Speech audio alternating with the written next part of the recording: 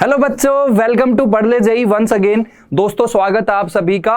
हम लोग आज की क्लास में एटॉमिक स्ट्रक्चर का लेक्चर नंबर 2 करने वाले हैं। इस लेक्चर में हम लोग क्या क्या पढ़ेंगे मैं आपको बता देता हूं। पहले वो टॉपिक्स हम लोग पढ़ेंगे। वो टॉपिक्स हो सकता है कि पहले आपने पढ़े हुए भी हों या फिर कुछ टॉपिक्स हो सकता है कि आपके लिए बिल्कुल नए हों। तो उन टॉपिक्स को हम लोग सीखने की कोशिश करेंगे, ठीक है। तो जैसा कि आप यहाँ पर देख सकते हैं, इस तरह की चीजें हम लोग कुछ पढ़ने वाले हैं। बहुत सारे लोगों को ये चीज देख के कुछ समझ आ रहा होगा, कुछ लोगों को समझ में नहीं भी आ रहा होगा। चलो कोई बात नहीं है, समझ आ रहा है या नहीं आ रहा है, शुरुआत करते हैं। शुरुआत करेंगे तो अपने आप सब कुछ समझ में आने लगेगा, ठीक है जी। करें शुरुआत। तो हम लोग आज की क्लास में एक्चुअली पढ़ने वाले हैं representation of element. Representation of elements,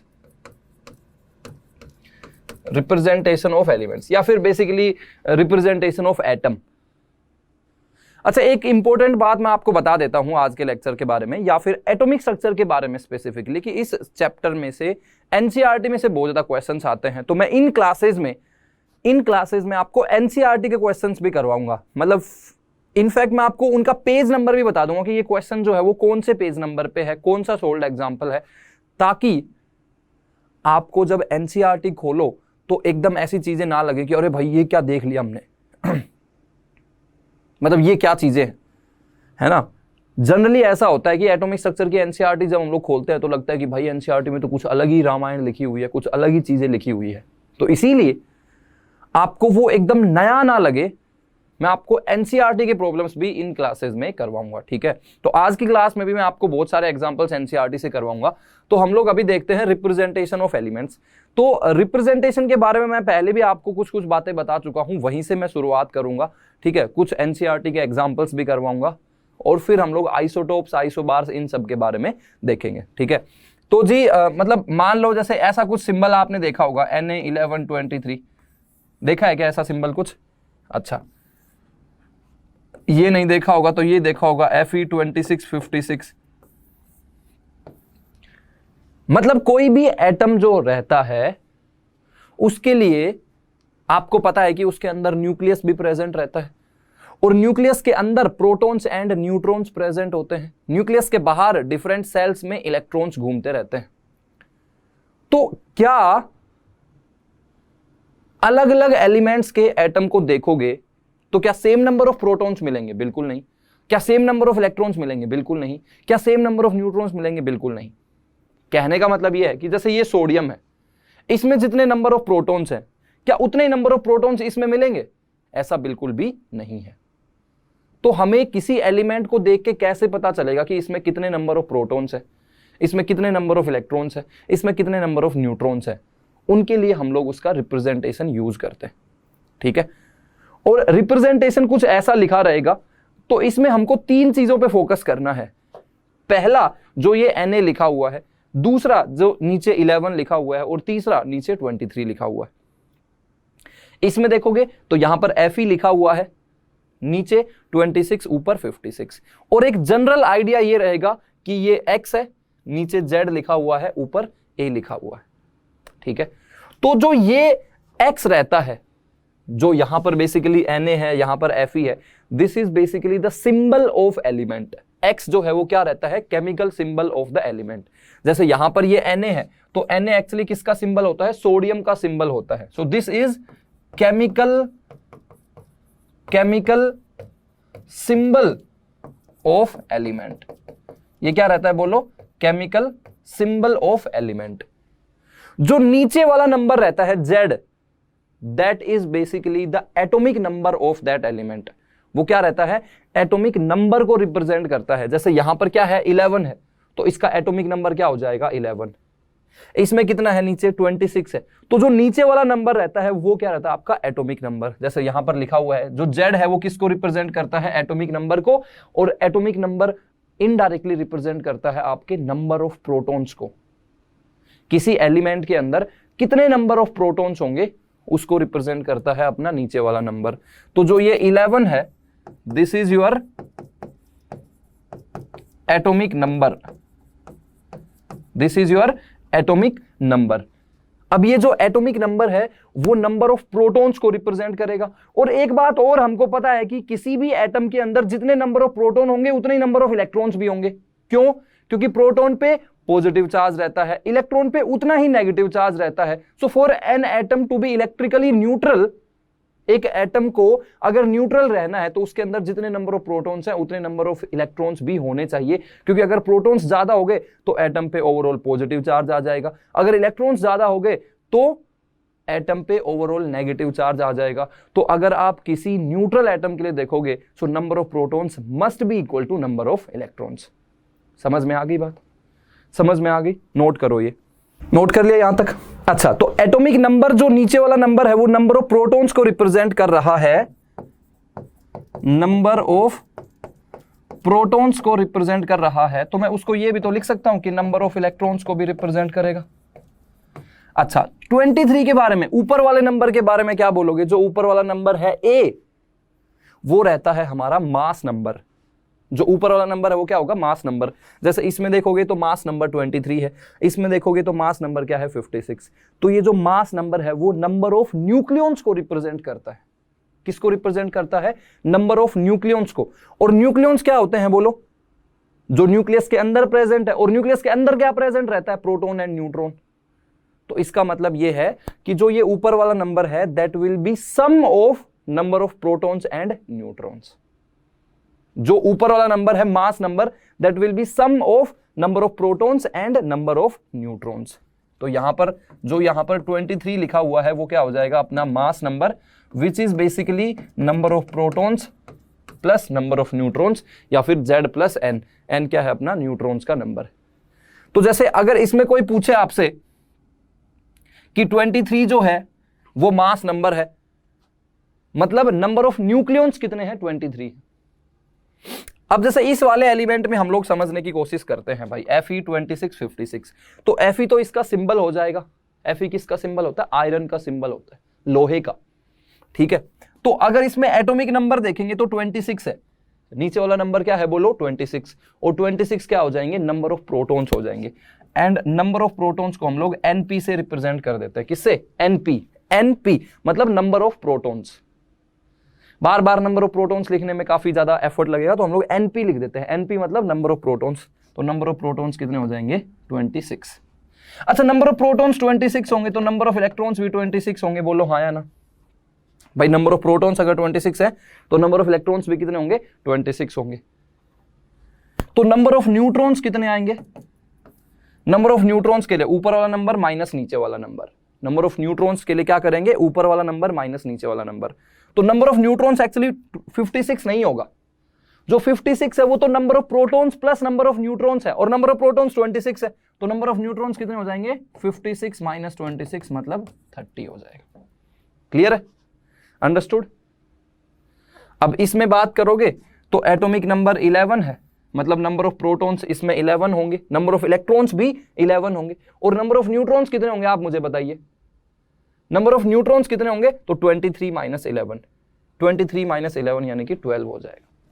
ठीक है, तो अगर एक जनरल एलिमेंट के लिए देखेंगे, जनरल एलिमेंट के लिए ये XZA है, तो जनरल एलिमेंट के लिए एटॉमिक नंबर क्या हो जाएगा? Z, मास नंबर हो जाएगा A, मतलब नंबर ऑफ प्रोटॉन्स हो जाएंगे Z, number of neutrons A minus Z। Number of neutrons बोलो A माइनस Z। जैसे इस वाले में देख लो एक बार, यहां पर ये मैंने वैसे बहुत सारे एग्जांपल्स बता दिए हैं, ये वाला देख लो। जैसे C है, C किसका सिंबल है? C किसका सिंबल है? कार्बन का सिंबल है। उसके लिए 6 अपना एटॉमिक नंबर, 12 अपना मास नंबर, और ये अपना केमिकल सिंबल हो जाएगा। 3 चीजों के बारे में बताया मैंने, देख लो एक बार फिर से बता देता हूं। ऊपर वाला नंबर मास नंबर तो 12 हो गया, नीचे वाला नंबर 6 है एटॉमिक नंबर, और C क्या हो जाएगा? Chemical symbol for carbon. बात समझ आ गई? बात समझ आ गई? कोई समस्या तो नहीं है इसमें? ऊपर वाला नंबर मास नंबर, नीचे वाला एटॉमिक नंबर, और C क्या हो जाएगा? Chemical symbol for carbon. Clear? अच्छा जी, तो हम लोग कुछ और एग्जांपल्स देख लेते हैं फिर। क्यों, क्या समस्या है? Ag47108, ये Ag है, वो वाला Ag नहीं, Ag OG लो जी सुनो जी। Ag मतलब सिल्वर। Ag मतलब क्या होता है? सिल्वर। ठीक है, Ag मतलब क्या होता है? सिल्वर। तो सिंबल तो सिल्वर हो गया, सिल्वर तो मतलब सिंबल तो सिल्वर हो गया, हाँ ठीक है, Ag हो गया। तो सिंबल क्या हो गया, chemical symbol, symbol of element क्या हो गया जी, Ag, ठीक है, मतलब ये सिल्वर का सिंबल है एक्चुअली। अब अगर हम लोग बात करेंगे इसमें, तो नीचे वाला नंबर देखोगे तो 47 है, तो नंबर ऑफ प्रोटॉन्स कितने हो जाएंगे, 47। नंबर ऑफ इलेक्ट्रॉन्स भी 47, इस बात में भी कोई दिक्कत नहीं होनी चाहिए। नंबर ऑफ न्यूट्रॉन्स क्या 108 होंगे, नहीं भाई नहीं, बिल्कुल नहीं। नंबर ऑफ न्यूट्रॉन्स कितने होंगे, 108 माइनस 47, तो ये 61 आ जाएगा। क्यों, नंबर ऑफ न्यूट्रॉन्स कितना आ जाएगा, 61 आ जाएगा। अच्छा, अगर कोई तुमसे ऐसा पूछ ले कि भाई number of neutrons minus number of protons की वैल्यू कितनी होगी, तो नंबर ऑफ न्यूट्रॉन्स तो पता ही है 61 माइनस नंबर ऑफ प्रोटॉन्स पता है 47, तो ये वैल्यू 14 आ जाएगी।